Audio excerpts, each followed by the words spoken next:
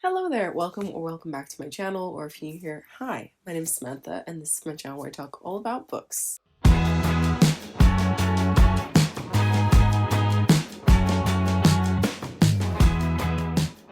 Anyway, today I'm coming to you with my July and August wrap-up. We're calling it my end of summer wrap-up because I didn't end up filming a wrap-up for July, and then the time just kept on going, and then I got sick, and then time kept on going, and now I'm sick again. I have COVID, so that's fun. Anyway, so I have a lot of books to talk about that I've read in the last 2 months. I've actually read like a shocking amount. I can't believe I've read as much as I have. I feel like I've really been in the reading zone, even though I don't actually think I've been reading very good books. Like I have, well, I'll go over all of the statistics later on. I have had 4 4-star reads, 1 4.5 and 1 5-star read. No, that's not true. I've had 2 5-star reads. So actually, like, those ratings are not bad. But I've also had 4 DNFs and a lot of 2 stars and some books that I've truly hated. So yeah, we're gonna have some juicy opinions in this video. However, I actually have a secret reading vlog which is coming up hopefully by next week because I've been working on it since the beginning of July. So there are 5 books that I've read which I will not be talking about in this video because I have talked about them in length in that video already. I'm just on my last book for that video. Yeah, so I'm not going to go into detail of those books, but I still have 12 books to talk about. Is that right? Oh my god, I've read 17 books in the last 2 months.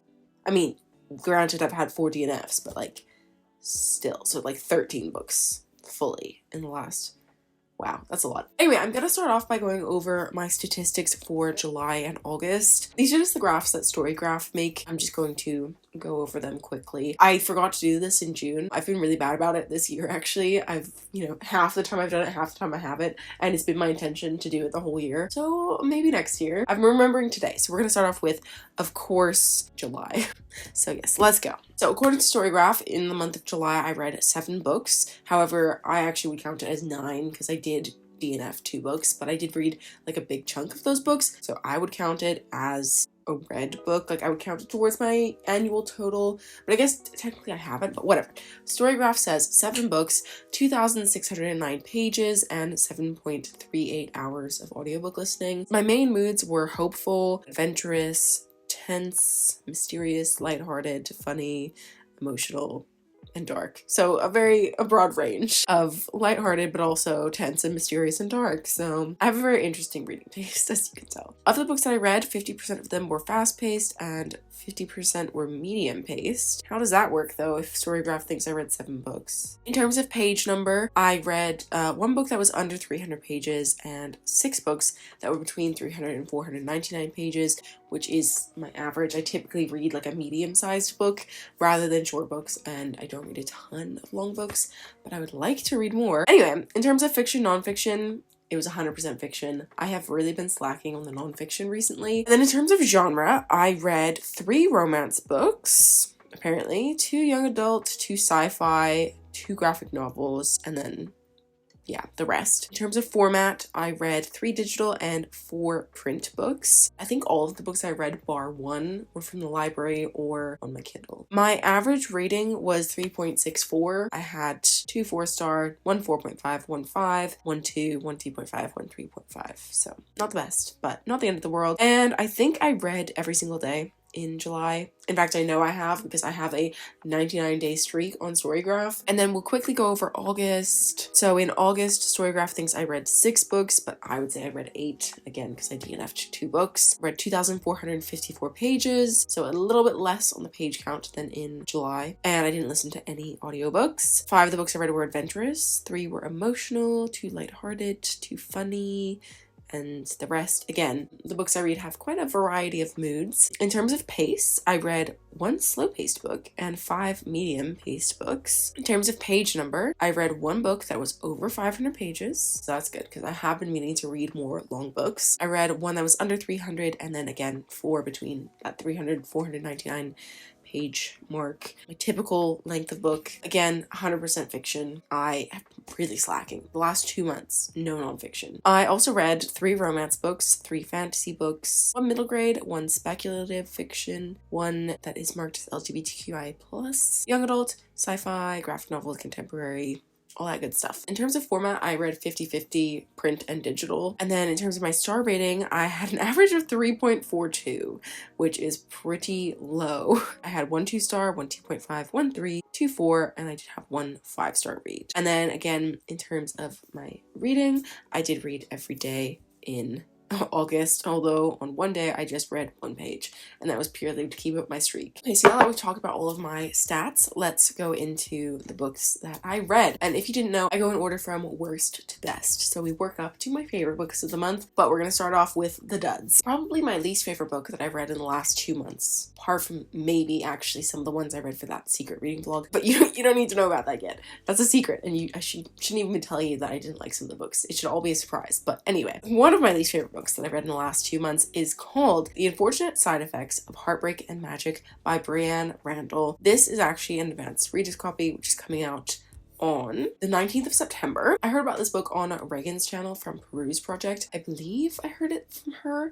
And then I went on to Goodreads, and it was also on some Goodreads lists of like most anticipated books for fall. So I got really excited and requested on NetGalley, and I hated this book. I actually DNF'd this book at 36%. So yeah, I would not recommend this. The cover though is absolutely stunning, and I'm mad because I would want to own this, but like I don't, because I'm never ever going to finish it. It's not like this book offended me or anything, but like it was just bad. This book is basically about our main character, Sadie, and Sadie runs this bakery with her grandmother, and they are witches, although actually Sadie at one point is called a witch by her brother, and she gets really upset about that, so they don't like to be called witches, but like they are witches. And they basically own this bakery, and the way that their magic works is kind of through food. So they'll use certain herbs and spices to get certain results, like make someone have a bad day by giving them this certain pastry, or like get lucky by eating this pastry or whatever. I loved that idea. I love baking and cooking, and I feel like food can be magical in many ways. I really liked that idea, but the rest of this book was garbage. Sadie runs this cafe with her grandmother, and a year ago her twin brother Seth left town because he honestly just wanted to go and explore somewhere that wasn't his hometown, because he had never left his hometown and neither had Sadie. So, you know, he just decided to leave, but that is the biggest betrayal that he could have possibly ever done, because also Sadie's ex-boyfriend left town and he broke her heart and then left town. So I feel like maybe she's got some abandonment issues and she's taking it out on her brother. So we've already got like those 2 plot points. Like she's upset that her brother has left, and also this ex-boyfriend of hers has left town, but now he's come back. So there's like a second chance romance aspect. Also, it's like a family drama because she's mad at her brother, but also throw in some cancer because her grandmother gets diagnosed with cancer and only has like weeks to live. And so this plot is just all over the place. There's also like a random mystery aspect that's kind of thrown in there out of nowhere. If you're thinking, Samantha, you don't make sense when you're explaining this, it's because this book doesn't make sense. It does not know where it wants to go, and it's just all over the place. It doesn't know what it wants to be. Does it want to be a second chance romance? Yes. But it also wants to be a family drama and a little bit of mystery, but also like a cozy, like almost Legends and Lattes vibe of like the day-to-day of running a cafe. Like it wants to be all of those things, but it doesn't do any of them well. It was just not very well written, I think. Like I think it had a lot of potential, and I don't think that the author is a terrible writer or anything like that. I think that she can do a lot better, but I think that this book was just not the one. I think it needed to be focused, and it wasn't. It was all over the place. But something that did really irritate me about the writing style was the way that the characters were written. Well, first of all, they didn't really have any personality, but mainly like the way that they spoke was just very unnatural, especially the way that the grandmother spoke. Like she kept on calling everyone a little shit ass or a pissant, and it was just very weird, as if trying to make her this like grouchy, endearing grandmother, but it was just weird to me, and it didn't do that. It made me think that she was annoying, actually. So yes, I liked the idea of this. However, I did not like the execution, so that was unfortunate. Next book I have to talk about is another advanced reader copy that I got. This is also coming out in September. It's due to be published on September 15th, and this is a fantasy romance that I requested because, again, I think I heard somebody talking about it, or I saw it on like a Goodreads list of like anticipated releases for fall, and I saw it on Goodreads and thought, wow, this sounds really great. And I just read a fantasy romance book that I loved, and I will talk about later on in this video. But yeah, so I was really in a fantasy romance mood, and I decided to request this one. The cover, again, is gorgeous, and I think that this one has a really good description. I didn't dislike this one as much as the other one, but I still didn't love it. This one is inspired by Indian mythology, and it basically follows our main character, Zarya. She's basically been trapped by these two men all of her life, and in this world there is magic, and she has some magic, although she's not very powerful. Two men that have kind of kept her prisoner, but like literally her whole life since she was a baby. So this is like all she's ever known. Anyway, they also have magic but are a lot more powerful than she is. Anyway, but one day she escapes and she manages to go to like the nearest city where she meets these kind of like vampire like creatures. They do drink blood and also they are magical. All of their paths cross, and then all of a sudden all of this bad stuff starts happening. Like the city is under attack and it should be like really well protected because there's all these magical beings living there. But yeah, everything is going to shit. This is pitched as like a slow burn, enemies to lovers, action-packed, full of twists, fantasy romance, and I don't think that it had those things. It wasn't that this was a bad book, I just found that it was quite boring. I actually DNF'd this book at 40%, and I have actually thought about coming back to this because I think I see potential there. There's a lot of potential, but I didn't like the execution. I really enjoyed like the first 10 to 15% of this, like when we were just getting introduced to the world and the character, and I could see that it had a lot of promise, but the characters, like I just feel like they were really underdeveloped. Obviously at the beginning of the book, they don't need to be developed because there's time, but at 40%, the characters still weren't developed. They had no personality. And then there was kind of this romance that was being introduced. That particular relationship came out of nowhere. Like it was just kind of like they saw each other. The first guy she meets, she's like, damn, I want to see what those teeth can do. And yeah, then she's like very like just talking about sex all the time. It's very weird. There isn't actually any smut, but she's just talking about it all the time and how much she wants to bang this guy. It's quite out of nowhere and very weird. And like I get that like there's smut coming, but like I didn't get to that point. At that point in time, it was just very weird. The main thing was like the plot just seemed to jump around a lot and it didn't really make a lot of sense. And it was also kind of boring. I liked the idea of the world and I really liked the descriptions of food. And I've heard that the second half is a lot better, but like I just couldn't push myself through it. But like now that I'm thinking about it, I'm like I could go back and try again. At this point in time, it's a DNF. The next book is yet another advanced reader copy. I'm so sorry about this. There's so many of them in this video. They are all coming out quite soon, so I feel like it's okay. And also, I wouldn't necessarily recommend them. So yeah, actually I would kind of recommend the last one. Did I ever say the title of that book? I think I did.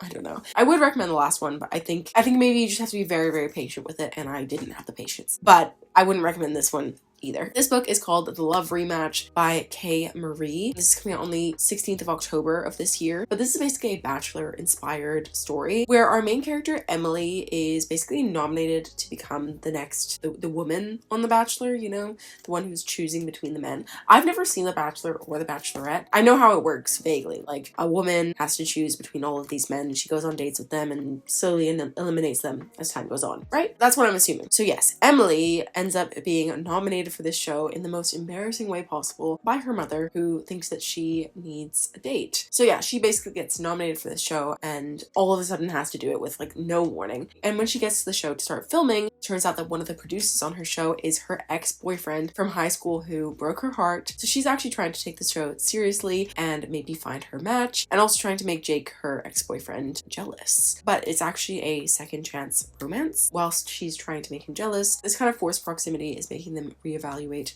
their relationship. I ended up giving this book 2 stars, unfortunately. My main issue with this book was the writing style. It's written in third person, and I just think that third person does not work for a romance book. I don't know, maybe I've read romance books that are written in third person that I've enjoyed, but I feel like every time I pick up a romance book which is written in third person, I'm just like, I just know that I'm not going to enjoy it as much as I would in first person. I always just think it's like kind of like an awkward choice, and like you just can't really feel the characters as well as you can if it's written in first person.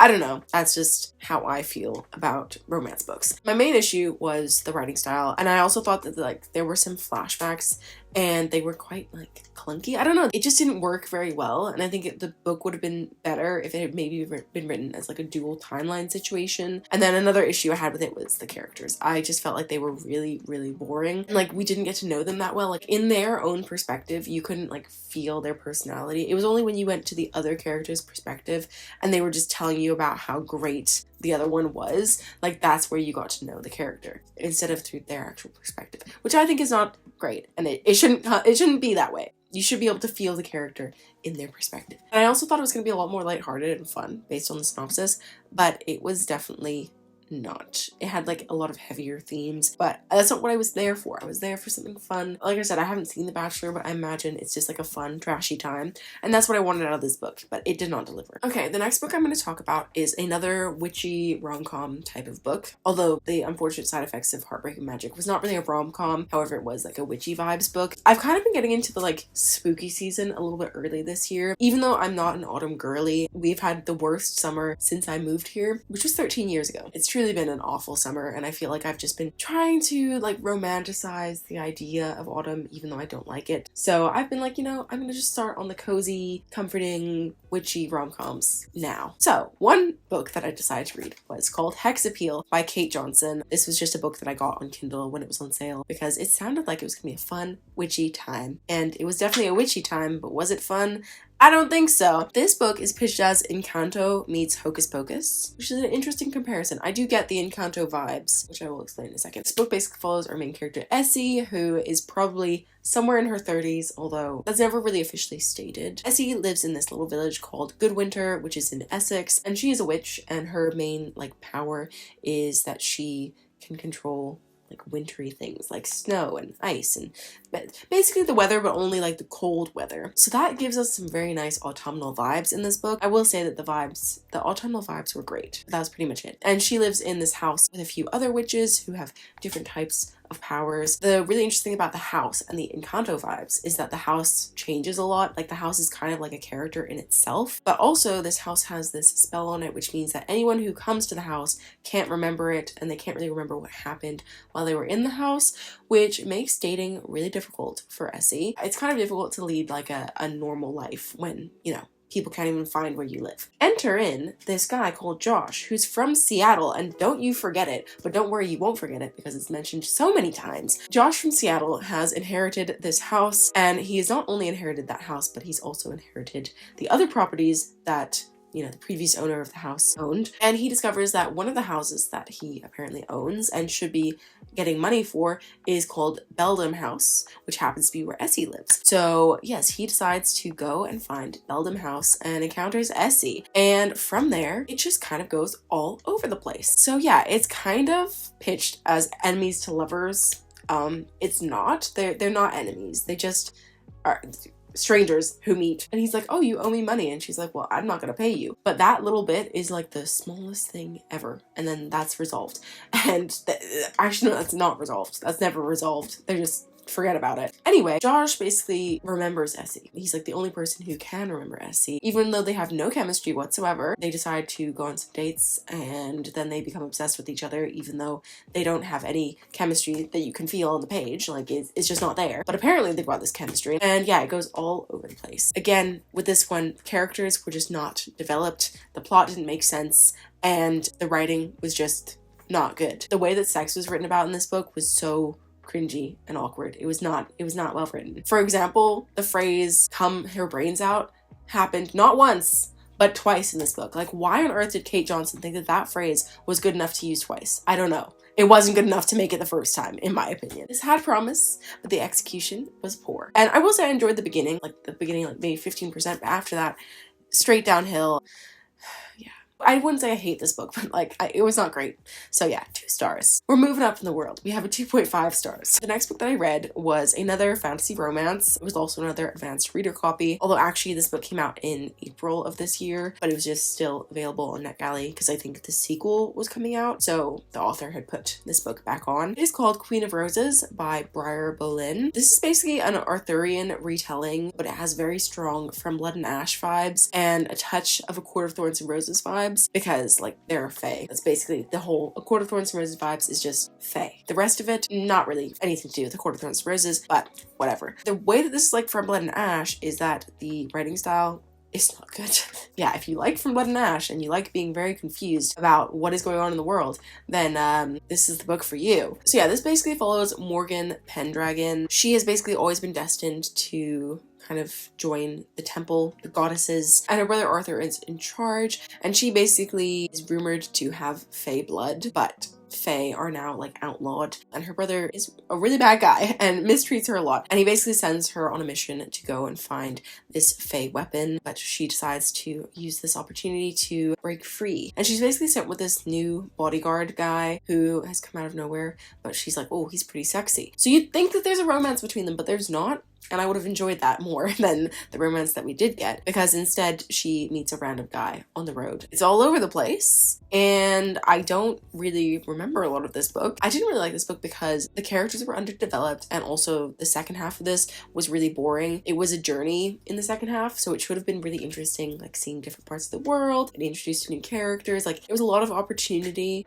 to get really exciting, but actually that bit really lacked urgency, and so it was just very boring. I just feel like the character motivations weren't really explained. Like, we don't really know why Arthur is so evil, but he just is. Probably my biggest issue was that there's like a love triangle introduced in this book, and the secondary love interest really came out of nowhere, and I just didn't like him. Like, it was so obvious that like he was not a good choice, but our main character is an idiot, and it's just like, well, he's a little bit sexy, so I don't know. It was not great. It was readable. It was okay, but there's nothing about it that made me want to pick up the sequel. And as you can see, I do not remember a lot of this book. Okay, we're finally moving on to some better books. So the next 3 books that I have to talk about, I'm going to talk about all in one go, because they're the 3 books in a graphic novel series. So I read the 3 books from the Sheets series by Brenna Thumler. So the first one being Sheets, the second one is Delicates, and the final one is Lights, which is actually come out on September 6th. But basically, if you don't know what Sheets is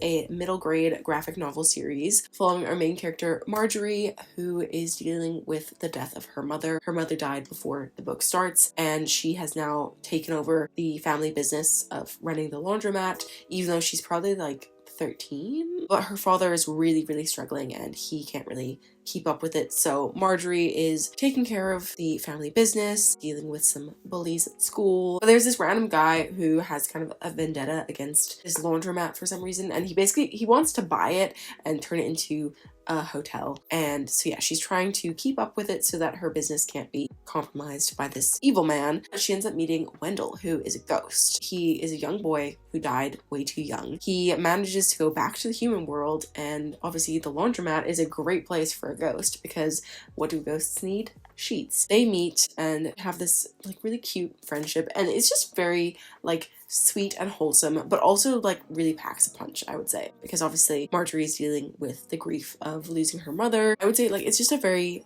sad but lovely story, and it's really beautiful, and I really love the art style as well. I really enjoyed the first volume, Sheets. The second volume is Delicates, and this deals more with a different character, Eliza, and I did enjoy this story. However, this one had a trope which I really don't like. It's kind of like the Mean Girls trope, where kind of the less popular character gets into the popular group and then really like changes the way that they are to fit in, but then they're like mean to other people, and yeah, I really don't like that trope, and that was present in this book. I didn't like this one as much, and then I think that the last one was actually my least favorite. We got more of a backstory on Wendell, which I really enjoyed, but I think that other parts of this were just not the best. It wasn't handled that well. However, I will say that the last one was set around the time of Thanksgiving and Christmas, so definitely good for that time of year. I didn't love it as much as I enjoyed the rest of the series. So I gave Sheets 4 stars, I gave Delicates 3.5, and I gave Lights around 2.53 stars, somewhere in between there. Now we're moving on to some books that I actually really loved and enjoyed. So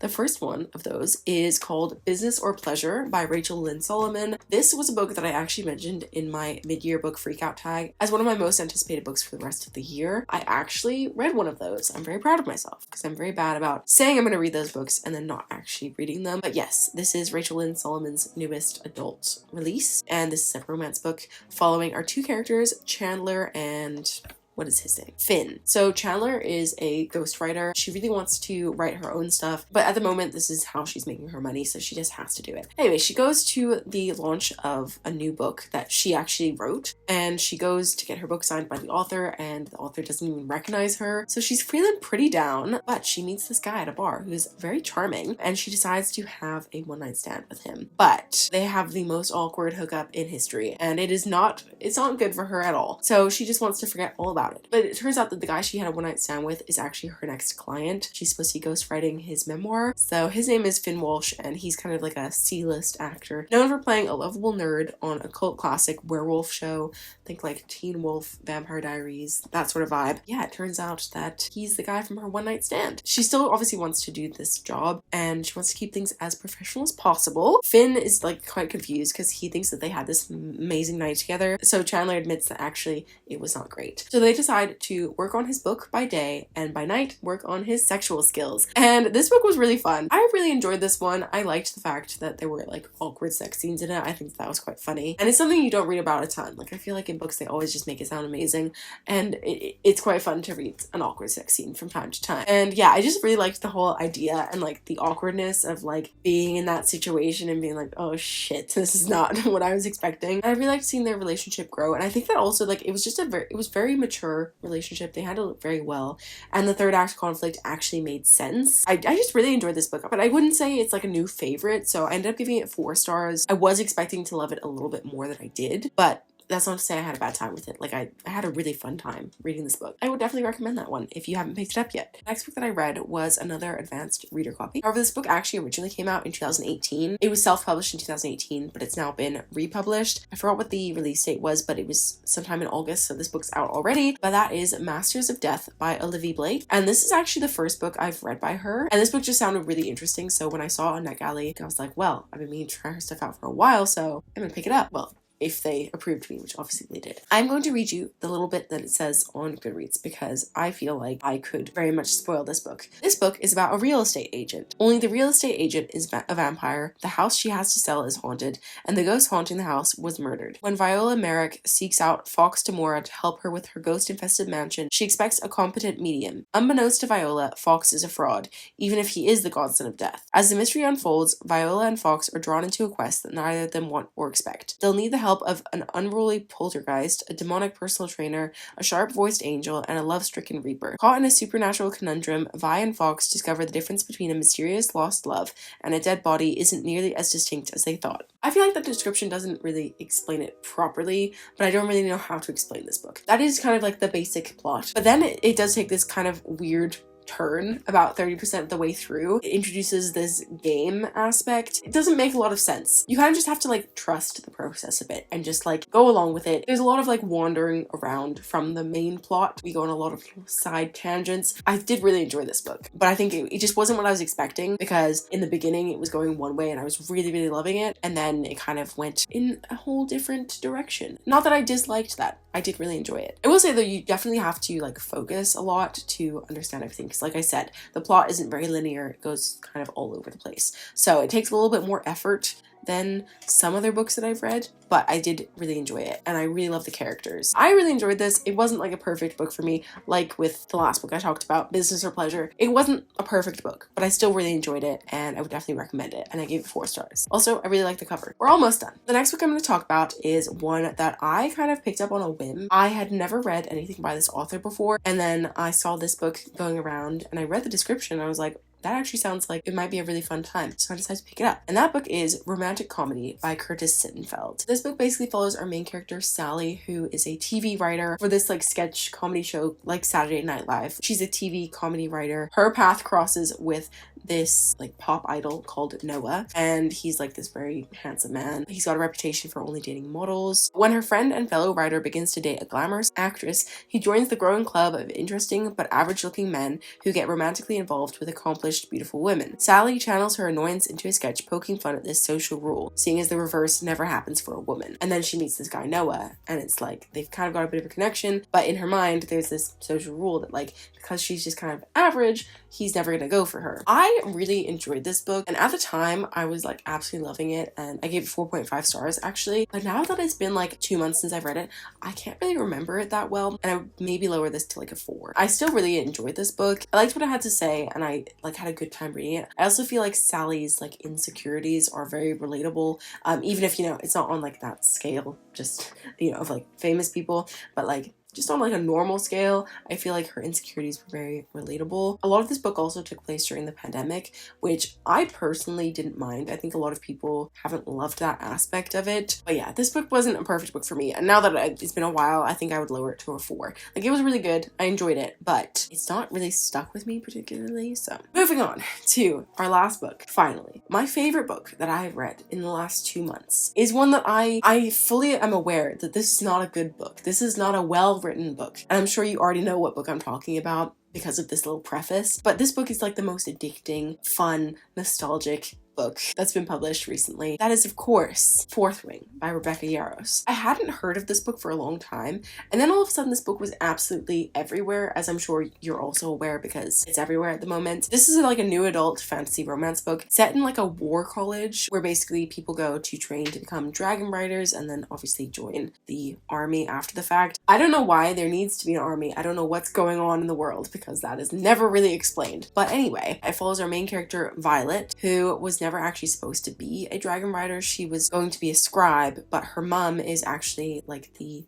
leader of the school and the army, I think. Anyway, and she's basically like, none of my kids are gonna be scribes because that's lame. So you have to be a dragon rider. So yes, against Violet's will, she has to join the school for dragon riders. And basically everyone wants to kill her there because her mom is the leader. There are a bunch of people whose parents were in the rebellion who were killed by Violet's mother, and now the kids of the rebellion have been forced to join this school. So yeah, everyone kind of hates her and wants her to die. And she meets this guy called Xaden, whose dad was like the main leader of the rebellion. So like, he really hates her guts, but also he's kind of sexy. So yeah, we just kind of follow Violet as she's going through this school, learning to become a dragon rider, and also like the growing feelings between her and Xaden. So yeah, this book is kind of absolute trash. Like, it's not well written. It's very tropey. I don't think a lot of the world is explained very well because now that I'm talking about it, I'm like, why is all this stuff happening? I don't know. But this book is so much fun. Like, I had such a good time with this. So if I were going to rate it critically, I would probably give it like a 3 stars. But I'm not doing that today. I am not choosing that life for me today. Today, I'm not being critical. I'm giving this 5 stars because it was so much fun. I can't remember the last time I had that much fun reading a book. It was so damn entertaining. Like, I wish it wasn't, but it was so fun. I can definitely see why people dislike this though, and I can see how maybe you would also DNF it, because for me, the first like 80 pages, I was really like 1 foot out the door. I'm not sure if I'm actually going to finish this book or not, but I kept on going. And once I hit 100 pages, I was like, that was it. I was like, no, I'm sold. And I literally just wanted to do nothing but read this book. It was so much fun. And I cannot wait for the next one. I'm very excited. I'm already on the list at the library. Cannot wait for November. It was bad, but good, you know? But yes, those were all of the ridiculous amount of books that I read in the last 2 months. Hopefully I don't read as much in September. I'm just kidding. I still want to read a lot, but like, I've just been talking for like almost an hour and it's ridiculous. Anyway, please let me know what books you've read over the summer. What have been your favorites? I would love to know what you've been enjoying. But that is all that I have for this video. So thank you so much for watching it. I hope you liked it. If you did, please give it a thumbs up. If you're new here, feel free to subscribe down below. And if you made it all the way to the end, please leave me a dragon emoji for Fourth Wing. And well done you, because I know I've been talking for way too long. But I will see you very soon with another video. Bye. Anyway, today I'm coming to you with... You are so annoying. I can do that. Video. I'm not doing sign language. And you don't know sign language. Oh, yes, I know. You do not. How do I end this? How do I end this? Are you listening to me or are you watching a show? Okay, good. But yes, Josh from Seattle has an oh my goodness. I'm so funny. Like pretty much exactly Saturday Night Live. Oh my god, I can't say that. In the backyard of your old farm in the summer.